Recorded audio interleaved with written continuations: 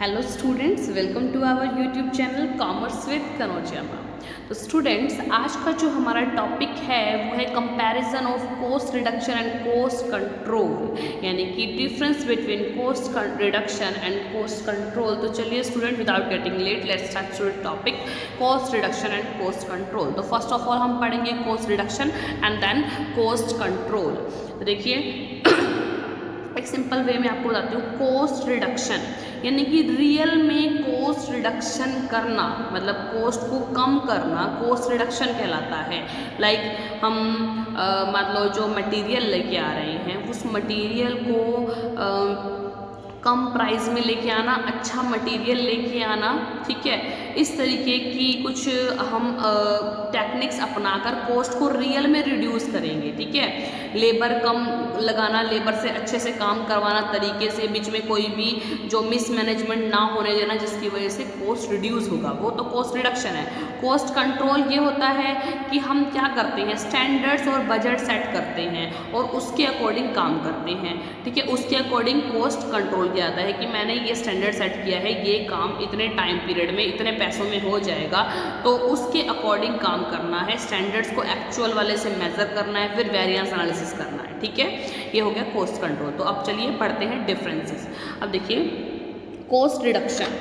Cost reduction is the achievement of real and permanent reduction in unit cost, कि real में क्या हो रही है, कमी हो रही है कॉस्ट में, unit cost of products manufacture. जो भी आपने प्रोडक्ट मैन्युफैक्चर किए हैं उसके कॉस्ट में रियल में और परमानेंट वे में क्या हो रहा है, रिडक्शन हो रहा है, कमी हो रही है, वो कॉस्ट रिडक्शन कहलाता है। जबकि कॉस्ट कंट्रोल देखिए, cost controls involves a comparison of actual with the standards और budgets to regulate the actual cost, कि रियल में रेगुलेट करने के लिए एक्चुअल कॉस्ट को क्या कर रहे हैं, ये एक्चुअल कॉस्ट को रेगुलेट करने के लिए कंपैरिजन कर रहे हैं स्टैंडर्ड से। पहले स्टैंडर्ड सेट करा है, बजट सेट किया है, फिर उसके अकॉर्डिंग उसमें कंपैरिजन करके कॉस्ट कंट्रोल की जा रही है। सेकंड देखिए रियलिस्टिक सेविंग इन कॉस्ट, कि अगर हम कॉस्ट रिडक्शन करते हैं तो रियल में सेविंग होती है कॉस्ट में, यानी कॉस्ट रियल में कम होता है, ठीक है। इसमें there could be temporary savings in cost, temporary होता है, आज हो गया तो कल नहीं होगा, ठीक है।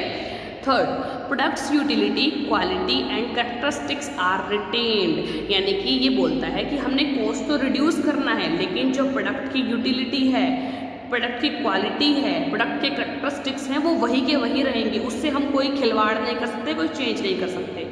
इसमें देखिए quality maintenance is a not a guarantee, कि क्वालिटी वही मेंटेन रहेगी, ये गारंटी नहीं है। इसमें गारंटी है कि यूटिलिटी, क्वालिटी और कैरेक्टरिस्टिक्स वही रहेंगे, लेकिन इसमें कोई गारंटी नहीं देता है, क्वालिटी वही मेंटेन रहेगी। फोर्थ देखिए, it is not concern with maintenance of performance according to standard, इसके अंदर ऐसा कुछ नहीं होता कि जो मेंटेनेंस है, परफॉर्मेंस आपकी वही रहेगी जो स्टैंडर्ड के अकॉर्डिंग चल रही है, ठीक है। और इधर the process involve setting up a target, investing variances and taking remedial measures to correct them. देखिए कंट्रोल में क्या होता है, कॉस्ट कंट्रोल में स्टैंडर्ड सेट किए जाते हैं, एक्चुअल परफॉर्मेंस मेजर की जाती है, दोनों में डिफरेंस निकाला जाता है, उसको वेरिएंस बोलते हैं, और वो वेरिएंस क्यों आया है उसको मेजर किया जाता है, और फिर बाद में कॉस्ट को कंट्रोल किया जाता है, ठीक है।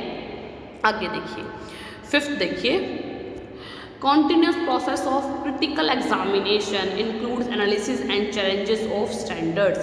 देखिए continuous process है ये, critical examination की जाती है कॉस्ट को रिड्यूस करने के लिए, includes इसमें analysis आती है और challenges of standards, standards में challenges आते हैं, ठीक है। इधर देखिए control is achieve through compliance with standards, standards पहले सेट किए जाते हैं इसके अंदर, फिर उसके बाद कंट्रोल किया जाता है, ठीक है। Standards by themselves are not examined, खुद के द्वारा स्टैंडर्ड एग्जामिन नहीं किए जाते, स्टैंडर्ड्स एक्चुअल जो परफॉर्मेंस होती है उसके द्वारा एग्जामिन किए जाते हैं, ठीक है। आगे देखिए, हाँ जी, fully dynamic approach, fully dynamic है, चलती रहती है, गतिशील अप्रोच है ये। Less dynamic than cost reduction, ये कॉस्ट रिडक्शन से कम डायनामिक है, क्योंकि देखिए ये परमानेंट नेचर की है और ये टेम्परेरी नेचर की है, ठीक है। Seventh, universally applicable to all areas of business, does not depend upon standards through target amounts may be set. क्या बोलता है कि ये यूनिवर्सली एप्लीकेबल है हर एरियाज में बिजनेस के, और क्या बोलता है does not depend upon standards, ये स्टैंडर्ड पर डिपेंड नहीं होता, जबकि कॉस्ट कंट्रोल स्टैंडर्ड्स पर डिपेंड होता है। तो टारगेट अमाउंट्स में भी सेट। इसमें देखिए क्या है, limited applicability to those items of cost for which standards can be set. देखिए कोई ऐसे जो मतलब आइटम्स हैं जिनके स्टैंडर्ड हम सेट ही नहीं कर सकते, तो उसके लिए हाँ प्रॉब्लम पड़ती है, क्योंकि ये स्टैंडर्ड सेट करके ही निकाला जाता है। ठीक है। 8 देखिए, emphasis here is partly on present cost and largely on future cost. यानी जो एम्फेसिस है ज़्यादा जो है किस, आधा तो प्रेजेंट कॉस्ट पर दिया जाता है और ज़्यादा से ज़्यादा फ्यूचर कॉस्ट पर दिया जाता है। ठीक है। और यहाँ पर कहाँ पर ज़्यादा जोर दिया जाता है, एम्फेसिस मतलब ज़्यादा जोर दिया जाता है, तो कम तो दिया जाता है प्रेजेंट कॉस्ट पर, ज़्यादा दिया जाता है फ्यूचर कॉस्ट पर। ठीक है।